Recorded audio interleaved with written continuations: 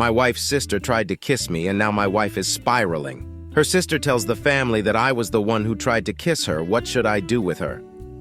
As the title suggests, my wife's sister recently made a pass at me during a family gathering, and I am at a loss for what to do. For context, I find my wife, Jenna, absolutely gorgeous, but she struggles with significant body image issues. This largely stems from her sister, Mary, who is very conventionally attractive, whereas Jenna has a more unconventional yet striking beauty, in my opinion. Mary had a successful modeling career until a few years ago, and now works in the fashion industry.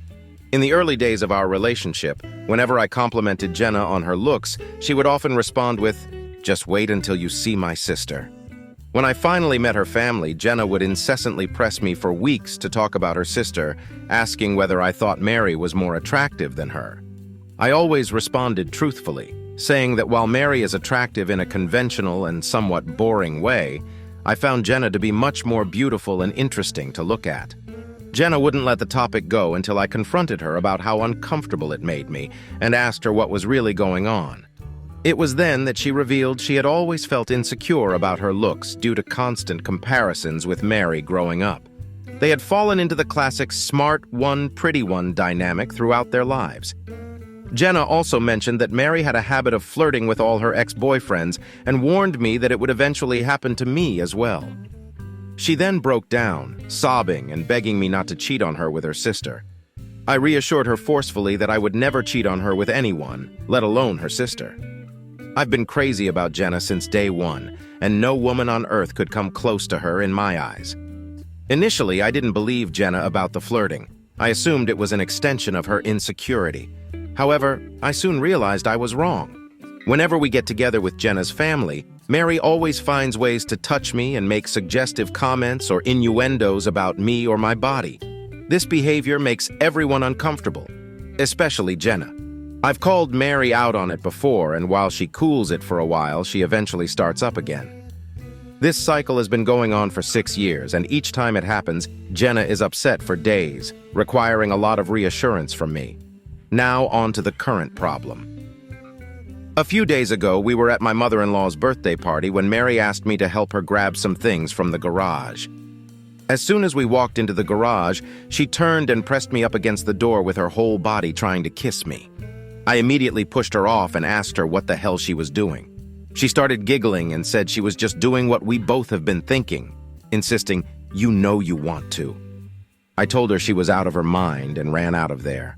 I went straight to my wife and told her we were leaving. During the entire ride home, Jenna kept asking me what was wrong.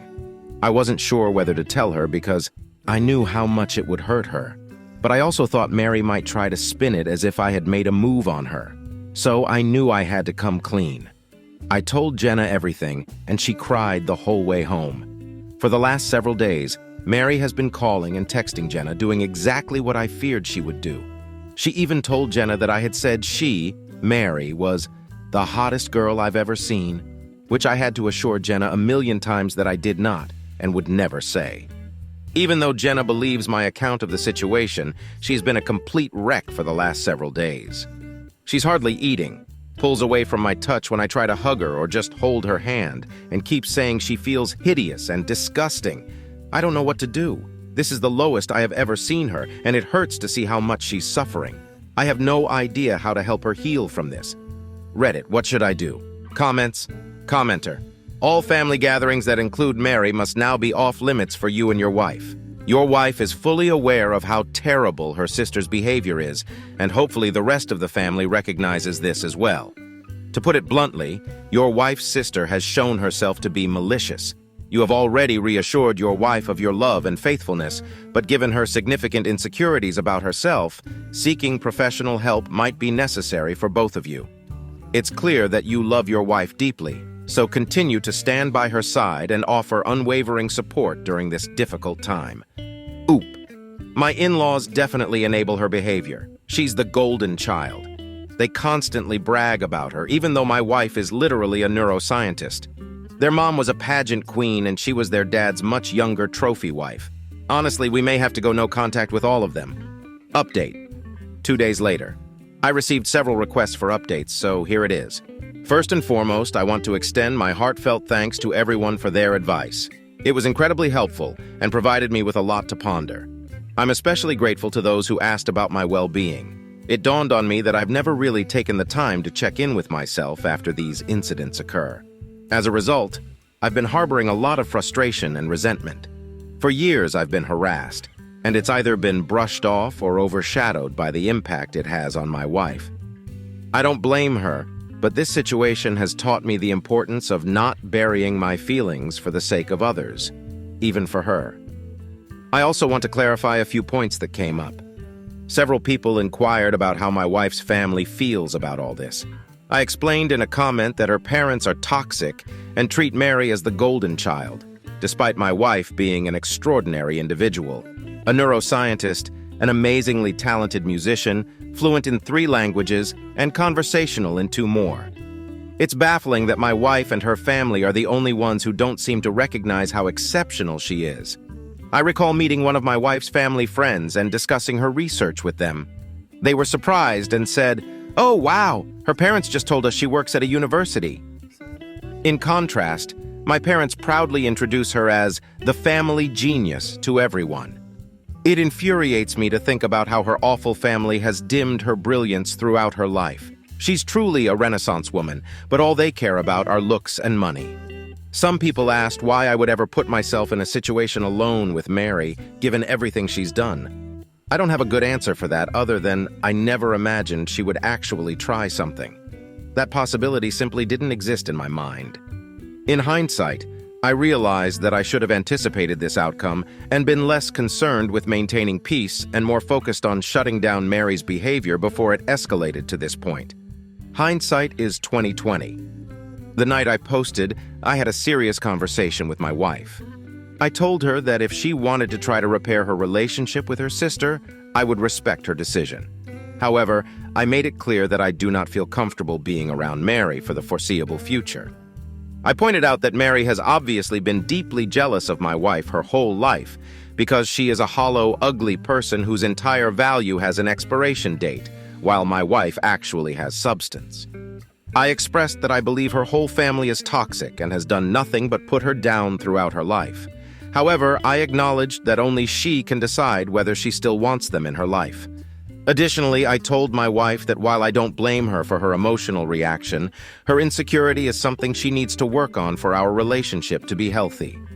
What Mary did was sexual assault, and she has been sexually harassing me for years. Yet I have consistently put aside my own feelings about this issue because of how it affects my wife, which has prevented me from getting the support I need as well. I explained that her reaction only serves to punish herself and me for her sister's behavior, and there's no reason to give Mary that kind of power. I also shared something a commenter said that really resonated with me. The only people who have ever considered her second best are her and her family. Everyone else sees her for who she really is. My wife was crying the whole time, but agreed that she needed to go to therapy to work on her insecurity. We managed to find a therapist who specializes in body image and self-esteem issues to work with her individually, and we are also looking for a couples therapist.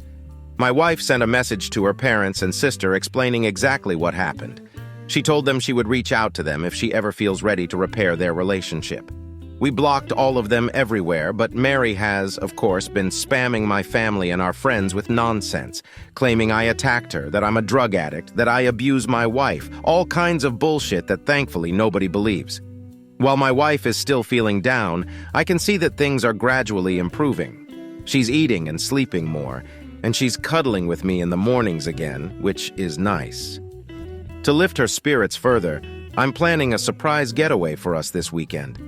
We're going to one of our favorite places where I plan to wine and dine her, making her feel like the goddamn queen she is. Update 2, 3 weeks later. First, I want to address the numerous questions I've received about who Mary is. I'm choosing not to disclose her identity. Suffice it to say that while she has never been a household name, she managed to make a living solely through modeling for about a decade, from what I understand. This suggests she was popular enough within the fashion industry for people in that circle to recognize her. Personally, I don't know much about how that world operates. However, in my opinion, it doesn't matter how many names you drop. You're not famous if you don't have a Wikipedia page. I also received many comments, mostly in jest, calling me a simp. I can't argue with that. I totally am a simp for my wife. She's the coolest person ever, and I hope you all find a love that makes you feel this way. My wife loved the getaway weekend we had planned. We had an absolute blast, and by the end of it, she said she felt like herself again. For a few days after we got back, things were really quiet, and we were hopeful that Mary had finally given up. However, I still felt uneasy about the situation. Many of you warned me that Mary might try to interfere with my work. Initially, I dismissed these warnings, but eventually decided to reach out to my boss just in case. I've been working at the same company for almost 10 years, and my boss has heard me vent about Mary before, so I didn't have to explain too much. My boss reassured me that she knows my true character and would inform me if Mary tried anything. As you predicted, Mary did try to contact my boss a couple of days later. Here's a recounting of what my boss told me happened. Apparently, Mary claimed that I needed to be fired because I was a predator and asserted that she had proof that I assaulted her. My boss took the accusation seriously and asked Mary to explain what proof she had. Mary claimed there was a camera that caught the whole incident. My boss then asked her to send the video. Mary got flustered and said the police had the footage. My boss asked her to send over a copy of the police report instead. Mary then said the report contained a lot of private information. My boss suggested she redact the private information and send it over. At this point, Mary said she didn't feel comfortable doing that. My boss then told her that she could not take action against an employee based on word of mouth from a stranger. Mary shouted about victim blaming and hung up. Unfortunately, that was not the end of it. Last Wednesday, Mary somehow sent an email from my personal email account with a dick pic. Not mine, obviously, to the entire office. My best guess is that I must have left my email logged in on one of my in-laws' devices because she's definitely not smart enough to actually hack me. And although this is completely beside the point, it's worth mentioning that she chose the weirdest-looking dick I've ever seen. Having played team sports all my life, I've seen a lot of dicks, and this one was something else. It's honestly kind of funny to think about Mary Googling gross penis or something similar and sifting through hundreds of images to find just the right one. I had to apologize to everyone on staff, and thankfully people were surprisingly understanding. It's actually turned into a nice bonding experience with my coworkers. I didn't consider myself to be particularly well-liked in the office before this incident, but it feels like everyone has been going out of their way to be kind to me, and it means a lot. At this point, it was clear we had to escalate things legally. Although I really wanted to avoid this step, Mary forced my hand. My wife and I have a lawyer friend who helped us draft a cease and desist letter outlining her continued harassment and the material and emotional damage this is causing us. My wife then sent a message to Mary and my in-laws with a copy of the letter, making it very clear that we would pursue criminal or civil proceedings if her harassment continued. My wife's mother then called her, crying and begging her to just let it go and leave Mary alone. My wife, remaining calm, explained that Mary is solely responsible for the entire situation and pointed out that their parents have always enabled Mary's terrible behavior. In the heat of the moment, my wife also said something she later regretted, but I found quite badass. Mary is going to stick you two in a nursing home and steal your money the minute she has the chance, and you deserve it. Following her mother's reaction, my wife is now resolute about completely cutting off ties with her family. This confrontation happened on Friday. By Sunday, Mary's best frenemy, Anne, sent a message to my brother on Facebook stating that Mary is going to leave us alone and pleading with us not to sue her. I instructed my brother not to respond and then took a moment to savor the thought of Mary somewhere, panicking at the prospect of actually facing the consequences of her actions. It must be an unfamiliar and unsettling experience for her. Since then, we haven't heard anything through the grapevine. It feels like things are finally starting to return to normal. My wife is beginning therapy next week, and we plan to start couples therapy in a month or two. She wants to focus on herself first. She's also taking a short leave from work to rest and recharge. I'm incredibly proud of her for standing up to her family and prioritizing her mental health and well-being. Update 3. 7 months later. Mary and my in-laws have pretty much left us alone. My mother-in-law still tries to contact my wife every now and then, But my wife has made it clear to her family that if the first words out of their mouths aren't, "I'm sorry," she isn't interested in a conversation. As you can see, the past 6 months have transformed my wife into a true badass. She has done some amazing work in therapy, and her confidence is growing all the time. It's not just with her family. She's more comfortable asserting herself at work, with strangers, with friends, and in various aspects of her life. She's even stopped putting up with some of my nonsense. To be fair, that nonsense includes things like my habit of leaving socks everywhere around the house, but I'm seriously proud of her for telling me to cut it out.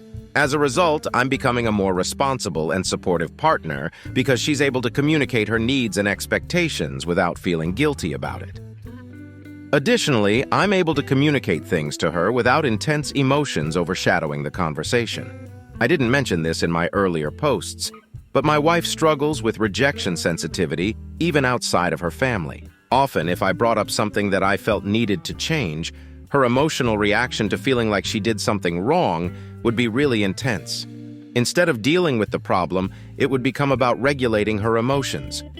Now, my wife has developed excellent coping tools that allow her to address the problem without internalizing it as being about her. And the biggest update? She's pregnant. We have a baby girl due in February. I am over the moon with excitement. We're going to love her so much and teach her that she is more than her beauty. She's going to have happy parents who love each other and work through issues as a team. The toxic cycle will be broken.